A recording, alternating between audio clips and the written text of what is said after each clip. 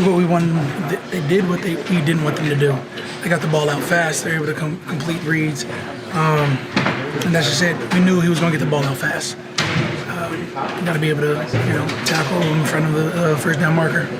Was because they were getting the ball out fast? Is that just like hands up? We only got one pass defense from Brazil. We knew sacks were going to be scarce if we couldn't make them hold the ball. I think Chris Rumph had a great possible game-changing sack strip fumble, which I was excited for him because I was like, man, he's going to start holding the ball now. He sped up his cadence. So, we have to be able to affect the quarterback. We knew we had to get him off the spot. And he was, he was able to do what happened during the game. He was able to get the ball out as fast. It was good. Was the game plan today more just like trying to get after him with 4 and having that coverage back there because of the quick game stuff? I think that's what it turned into. We figured once we got up, it would be a change of game, but that didn't happen.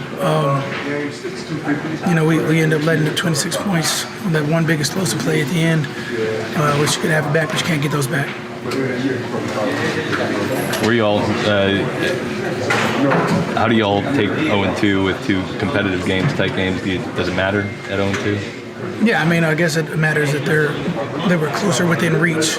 We were never out of it. At the same time, you gotta. It's a game of inches. You have to be able to figure out how to finish. Yeah.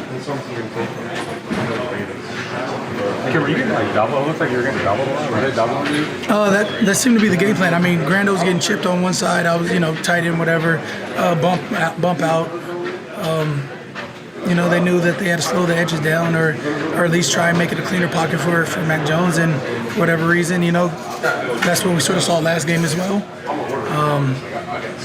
You figure if the outside is getting bumped, then the inside should have a one-on-one. I think Brazil almost had a sack, and then Grando cleaned up.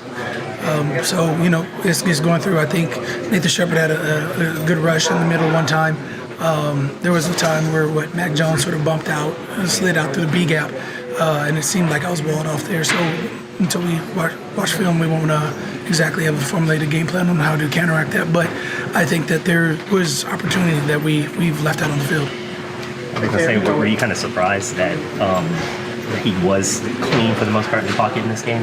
No, as fast as he was getting the ball out, we knew, his average time was going to be under 3 seconds, and I think he met that even faster, which can get frustrating for a defensive lineman. At the same time, if we can't get there, we got to be able to get our hands up at least, blur his vision a little bit, make some plays. I think in the fourth quarter, you saw the effects of that again after the Brian Brzee batted pass. Then you saw more hands up. Then you saw some things go our way, and at the same time, we have to be able to affect the quarterback more. Cam, what this building can be like. How frustrating was it? Was it frustrating today? Absolutely. Man, as much as I want to be excited for Carl, but having a 2-sack game, it's like Chris Rumph having a sack, forced fumble. We can create more. I'm always going to put on the D-line, so whatever it is, we're going to look at our interior, we're going to look at our exterior, we're going to find out as a defensive front how we can get better from this, and then we'll work on whatever else. Was the turf as big of an issue as it looked like, the slipperiness? It looked like a lot of... There was a couple slips, and I'm not sure why or how that came to be. Tested it out pregame, and it was sort of slippery towards our end zone. And I'm not sure why. We normally have the best turf in the game, but there's no excuses to that. At the end of the day, we didn't capitalize on every opportunity we had presented. So it wasn't slippery last week, but it was this week? It was a little slippery this week. I'm not here for excuses. I'm just, from observation purposes, sure. If that's the excuse that we're going to rely on, fine. But no, at the end of the day, we got to be able to figure out how to close these games. Again, I was asking earlier more about just the volume of 49ers fans that were in here. Was that surprising to you? Yeah, didn't like it. Didn't like the noise coming from them, especially when the Saints Nation has been so strong for so long.